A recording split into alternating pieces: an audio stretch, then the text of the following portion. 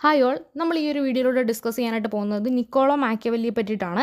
Machiavelli ആരാണ്, അദ്ദേഹത്തിൻ്റെ മെയിനായിട്ട് ഇമ്പോർട്ടൻ്റ് ആയിട്ടുള്ള വർക്ക്സ് എന്തൊക്കെയാണ്, അദ്ദേഹത്തിൻ്റെ അദ്ദേഹത്തിൻ്റെ തിയറീസിൽ പറയുന്നത്, അതൊക്കെയാണ് നമ്മൾ ഡിസ്കസ് ചെയ്യുന്നത്. സോ മാക്കിയവെല്ലി നമ്മൾ പറയുന്നത് father of modern political science എന്നാണ് നമ്മൾ പറയുന്നത്. UG എക്സാമിനാണെന്നുണ്ടെങ്കിലും PG എക്സാമിനാണെന്നുണ്ടെങ്കിലും വളരെ ഇമ്പോർട്ടൻ്റ് ആയിട്ട് റിലവൻ്റ് ആയിട്ട് ചോദിക്കുന്ന ഒരു ക്വസ്റ്റ്യൻ ആണ്. Who is the father of modern political science? മാക്കിയവെല്ലിയാണ് നമ്മൾ പറയുന്നത്. സോ മാക്കിയവെല്ലി ഫോക്കസ് ചെയ്യുന്നതെന്ന് പറഞ്ഞു കഴിഞ്ഞാൽ മെയിനായിട്ട് ഇമ്പോർട്ടൻസ് കൊടുക്കുന്നത് ഹൗ ദേ ആക്ച്വലി ആർ, എങ്ങനെയാണ് ഒരു വസ്തു റിയലായിട്ട് എങ്ങനെയാണ് ഇരിക്കുന്നത്, അതിനാണ് മാക്കിയവെല്ലി ഇമ്പോർട്ടൻസ് കൊടുക്കുന്നത്. അതാണ് റിയലിസം എന്ന് പറയുന്നത്. സോ മാക്കിയവെല്ലി ഒരു വസ്തുവിനെ കാണുന്നത് അല്ലെങ്കിൽ എന്തെങ്കിലും ഒരു വസ്തുവിനോട് ഒരു സമീപനം എന്ന് പറയുന്നത് മാക്കിയവെല്ലി കൂടുതലായിട്ട് ഇമ്പോർട്ടൻസ് കൊടുക്കുന്നത് ഹൗ ദേ ആക്ച്വലി ആർ, അതെങ്ങനെയാണ് ഇരിക്കുന്നത്. ഇപ്പോൾ ഒരു ടേബിൾ, ആ ടേബിൾ എങ്ങനെയാണ് ഇരിക്കുന്നത്, റിയലായിട്ട് അതെങ്ങനെയാണ്, അതിനാണ് ആര് ഇമ്പോർട്ടൻസ് കൊടുക്കുന്നത്? മാക്കിയവെല്ലി ഇമ്പോർട്ടൻസ് കൊടുക്കുന്നത്. അല്ലാതെ how things ought to be, അതെങ്ങനെ ആയിരിക്കണം എന്നൊരു കോൺസെപ്റ്റിനായിരിക്കത്തില്ല മാക്കിയവെല്ലി ഇമ്പോർട്ടൻസ് കൊടുക്കുന്നത്. ഹൗ ദേ റിയലി ആർ, അവരെങ്ങനെയാണ് റിയൽ ആയിട്ടുള്ളത്. സോ അതാണ് മാക്കിയവെല്ലിയുടെ ഏറ്റവും ഇമ്പോർട്ടൻ്റ് ആയിട്ടുള്ള കോൺസെപ്റ്റ് റിയലിസം എന്ന് പറയുന്നത്. അതുകൊണ്ട് തന്നെ മാക്കിയവെല്ലിയുടെ മെയിനായിട്ടുള്ള ഒരു കോൺസെപ്റ്റ് റിയലിസത്തിനകത്ത് വരുന്നതാണ് റിയൽ പൊളിറ്റിക് എന്ന് നമുക്ക് വേണമെങ്കിൽ അദ്ദേഹത്തിന് പറയാനായിട്ട് പറ്റും. കാരണം റിയൽ ആയിട്ട് എങ്ങനെയാണ് എന്നുള്ളൊരു കോൺസെപ്റ്റാണ് അദ്ദേഹം എന്ത് ചെയ്യുന്നത്, കൂടുതലായിട്ട് ഇമ്പോർട്ടൻസ് കൊടുക്കുന്നത്. അതേപോലെ തന്നെ അദ്ദേഹത്തിൻ്റെ മെയിനായിട്ടുള്ളൊരു കോർ തിയറിയാണ് separation of ethics and politics എന്ന് പറഞ്ഞു കഴിഞ്ഞാൽ. ഈ separation of ethics and politics എന്ന് പറഞ്ഞു കഴിഞ്ഞാൽ ഇപ്പോൾ നമുക്ക് ഓരോ മനുഷ്യനും എന്തുണ്ട്, അവരുടേതായിട്ടുള്ള എത്തിക്സ് ഉണ്ട്. ഇപ്പോൾ ഹോസ്പിറ്റലിൽ ഒരു കേസ് വന്നൊക്കെ കഴിഞ്ഞ് കഴിഞ്ഞാൽ ഇപ്പം ചില ഡോക്ടേഴ്സൊക്കെ പറയും എൻ്റെ എത്തിക്സ് അനുസരിച്ച് എനിക്കങ്ങനെ ചെയ്യാൻ പറ്റത്തില്ല, അല്ലെങ്കിൽ എത്തിക്സ് അനുസരിച്ച് എനിക്ക് ഇങ്ങനെ ചെയ്യാൻ പറ്റത്തുള്ളൂ എന്നൊക്കെ നമ്മൾ സിനിമയ്ക്കകത്താണെങ്കിൽ നമ്മൾ കേട്ടിട്ടുണ്ട്. അപ്പം ഓരോ മനുഷ്യനും എന്തുണ്ട്, എത്തിക്സ് ഉണ്ട്. അപ്പം മാക്കിയവെല്ലി ഇവിടെ ഇമ്പോർട്ടൻസ് ആയിട്ട് കൊടുക്കുന്നത് എത്തിക്സിനെയും പൊളിറ്റിക്സിനെയും കൂടെ അദ്ദേഹം സെപ്പറേറ്റ് ചെയ്തു. കാരണം എന്തെന്ന് വെച്ച് കഴിഞ്ഞാൽ പൊളിറ്റിക്സിൽ ഒരിക്കലും നമുക്ക് എന്ത് ചെയ്യാൻ പറ്റത്തില്ല, എത്തിക്സ് ആയിട്ടുള്ള രീതിയിൽ നമുക്ക് ചില സമയത്ത് ചിന്തിക്കാനായിട്ട് നമുക്ക് പറ്റത്തില്ല എന്നൊരു കോൺസെപ്റ്റാണ് ആര് പറയുന്നത്, മാക്കിയവെല്ലി പറയുന്നത്. സോ പൊളിറ്റിക്സിനെയും എത്തിക്സിനെയും രണ്ട് രീതിയിൽ നമ്മൾ കാണണം. രണ്ടും കൂടെ മിക്സ് ആക്കി നമ്മൾ എന്ത് ചെയ്യരുത്, പെരുമാറരുത്. കാരണം രാഷ്ട്രീയം എന്ന് പറയുന്ന അല്ലെങ്കിൽ രാഷ്ട്രീയ മീമാംസ എന്ന് പറയുന്ന ആ ഒരു വിഷയത്തിലേക്ക് വരുമ്പം, അല്ലെങ്കിൽ രാഷ്ട്രീയമായിട്ടുള്ളൊരു കാര്യത്തിലേക്ക് നമ്മൾ വരുമ്പം എത്തിക്സിന് എന്ന് പറയുന്നത് ഒരു പരിധിയുണ്ട്. സോ അദ്ദേഹം മെയിനായിട്ട് എന്ത് ചെയ്തു, എത്തിക്സിനെയും പൊളിറ്റിക്സിനെയും അദ്ദേഹം സെപ്പറേറ്റ് ചെയ്തു. അതാണ് രണ്ടാമത്തെ മെയിനായിട്ടുള്ള അദ്ദേഹത്തിൻ്റെ പ്രിൻസിപ്പിൾ എന്ന് പറയുന്നത്.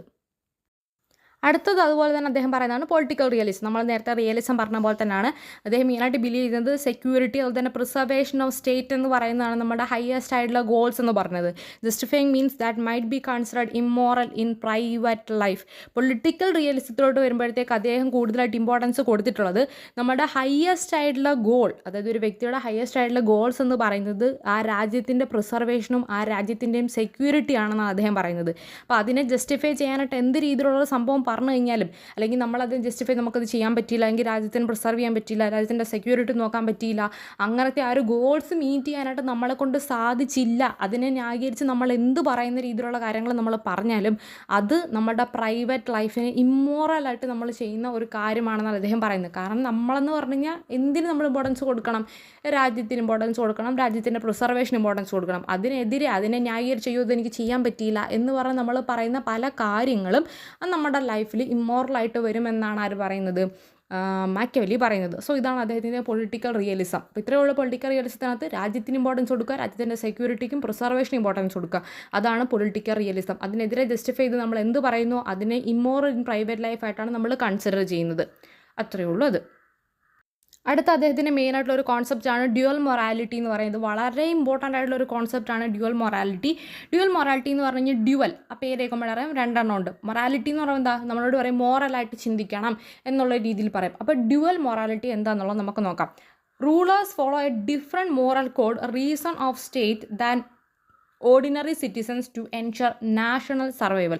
ഡ്യുവൽ മൊറാലിറ്റി എന്ന് പറഞ്ഞു കഴിഞ്ഞാൽ റൂളേഴ്സ്, സാധാരണ ഒരു രാജ്യം ഭരിക്കുന്ന ആൾക്കാരൊക്കെ സാധാരണയായിട്ട് ഫോളോ ചെയ്യുന്നത് ഒരു വേറെ രീതിയിലുള്ളൊരു മോറലായിട്ടുള്ളൊരു കോഡാണ്. അതായത് രാജ്യത്തിനെ മുന്നിൽ കണ്ട് ആയിരിക്കും അവരെന്ത് ചെയ്യുന്നത്, ആ രാജ്യത്തിൻ്റെ പല കാര്യങ്ങളും ഇംപ്ലിമെൻറ്റ് ചെയ്യുന്നത്, അല്ലെങ്കിൽ രാജ്യം ഭരിക്കുന്നത് രാജ്യത്തിന് വേണ്ടി, അല്ലെങ്കിൽ രാജ്യം എന്ന് പറയുന്നൊരു സംഭവത്തിനെ മാത്രം മുന്നിൽ കണ്ടിട്ടായിരിക്കും അവരെന്ത് ചെയ്യുന്നത്, റൂളേഴ്സ് ഒരു ഡിഫറൻ്റ് ആയിട്ടുള്ളൊരു മോറൽ കോഡ് ഫോളോ ചെയ്യുന്നത്. അതായത് രാജ്യം മുന്നോട്ട് പോകണം എന്നൊരു രീതിയിലല്ലേ അവർ ചിന്തിക്കത്തുള്ളൂ. ഇപ്പം ഞാനൊരു രാജ്യത്തെ രാജാവാണെന്നുണ്ടെങ്കിൽ ഞാൻ കൂടുതൽ പ്രയോറിറ്റി കൊടുക്കുന്ന ആ രാജ്യം എങ്ങനെ മുന്നോട്ട് പോകും, അല്ലെങ്കിൽ ആ രാജ്യത്തിന് ചെയ്യുന്നത് നല്ലതാണോ എന്നുള്ള രീതിയിലായിരിക്കും ഞാൻ പല ഡിസിഷൻസും ഞാൻ എടുക്കുന്നത്.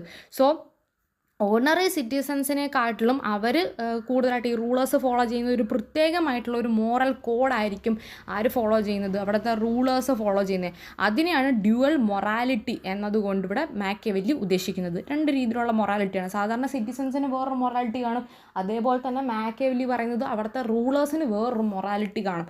അതായത് നമ്മൾ ഓർഡിനറി ആയിട്ടുള്ള സിറ്റിസൺസ് എന്തായിരിക്കും നോക്കുന്നത്, നമ്മൾ മോറലായിട്ട് ഇങ്ങനെയാണെങ്കിൽ നമ്മൾ നമ്മുടെ സേഫ്റ്റി ആയിരിക്കും നോക്കുന്നത്.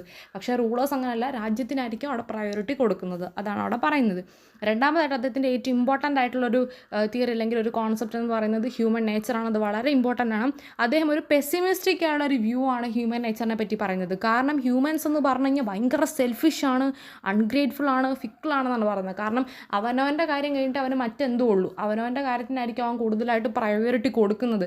നന്ദിയില്ലാത്ത ഒരു രീതിയിലുള്ള ഒരു സ്വഭാവമാണ് കൂടുതലായിട്ട് മനുഷ്യൻ കാണിക്കുന്നത്. ഹ്യൂമൻ്റെ നേച്ചർ അങ്ങനെയാണ്, അവൻ അങ്ങനെയാണ്, സെൽഫിഷായിട്ട് അവൻ പെരുമാറൂ എന്നാണ് ആര് പറയുന്നത്, മാക്കിയവെല്ലി ഹ്യൂമൻ നേച്ചറിനെ പറ്റി പറയുന്നത്. സോ ഇതും വളരെ ഇമ്പോർട്ടൻ്റ് ആയിട്ടുള്ളൊരു പോയിൻ്റാണ്. അടുത്ത നമ്മൾ നോക്കാനായിട്ട് പോകുന്നത് ഇപ്പം നെറ്റ് എക്സാമിനൊക്കെ പോകുന്ന പിള്ളേർക്കാണെന്നുണ്ടെങ്കിൽ ഏറ്റവും ഇമ്പോർട്ടൻ്റ് ആയിട്ട് വരുന്നൊരു കോൺസെപ്റ്റ്സ് ആണ്, അല്ലെങ്കിൽ ഇമ്പോർട്ടൻ്റ് ആയിട്ട് വരുന്ന ഒരു ചോദ്യമാണ് ദ പ്രിൻസ് എന്ന് പറഞ്ഞൊരു ബുക്കിനെ പറ്റിയിട്ട്. മാക്കിയവെല്ലിയുടെ ഒരു വർക്കാണ് ദ പ്രിൻസ് എന്ന് പറയുന്നത്. വളരെ ഇമ്പോർട്ടൻ്റാണ്.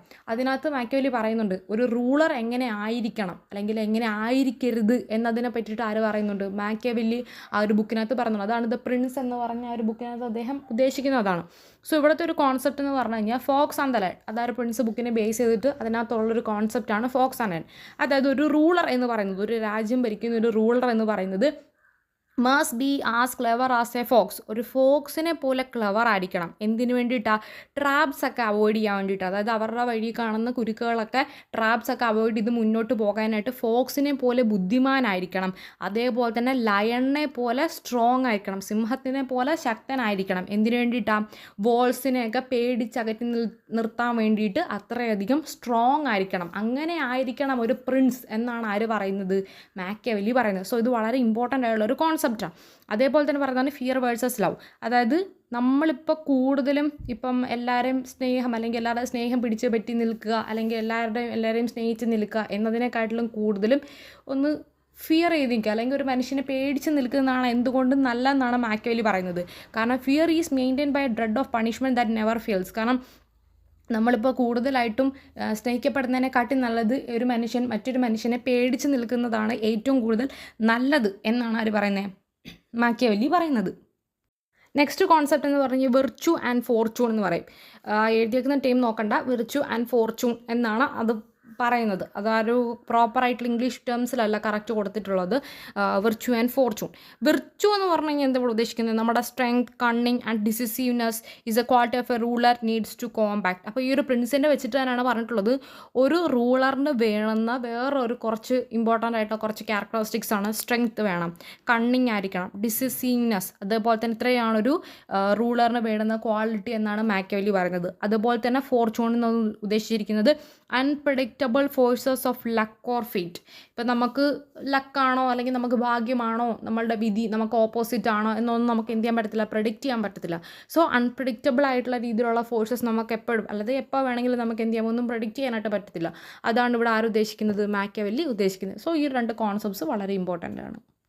അദ്ദേഹത്തിൻ്റെ അടുത്ത ഇമ്പോർട്ടൻ്റ് ആയിട്ടുള്ള ഒരു കോൺസെപ്റ്റാണ് സെക്യുലറിസം. ഇതെപ്പോഴും ചോദിച്ചു കണ്ടിട്ടുണ്ട്. മാക്കിയവെല്ലിയുടെ സെക്യുലറിസത്തിനെ പറ്റിയിട്ട് കുറച്ച് ഡിഫൈൻ ചെയ്യാൻ അല്ലെങ്കിൽ എങ്ങനെയാണ് മാക്കിയവെല്ലി സെക്യുലറിസത്തിനെ കാണുന്നത്, അങ്ങനെ കുറേ ക്വസ്റ്റ്യൻസ് കണ്ടിട്ടുണ്ട്. മെയിനായിട്ട് അദ്ദേഹം സെക്യുലറിസത്തിനെ പറ്റി പറയുന്നതെന്ന് പറഞ്ഞു കഴിഞ്ഞാൽ അദ്ദേഹം മെയിനായിട്ട് അഡ്വക്കേറ്റ് ചെയ്തത് separation of church and the state. Church എന്നതുകൊണ്ട് അദ്ദേഹം ഇവിടെ ഉദ്ദേശിക്കുന്നത് റിലീജിയൻ എന്നൊരു കോൺസെപ്റ്റാണ് അദ്ദേഹം മെയിനായിട്ട് ഉദ്ദേശിക്കുന്നത്. സെക്യുലറിസം എന്ന് പറഞ്ഞാൽ എന്താണ്, നമ്മൾ പറയും മതേതരത്വം എന്ന് നമ്മൾ പറയും, അതാണ് സെക്യുലറിസം എന്ന് പറയുന്നത്. സോ അദ്ദേഹം മെയിനായിട്ട് പറയുന്നത് separation of the church and the സ്റ്റേറ്റാണ്.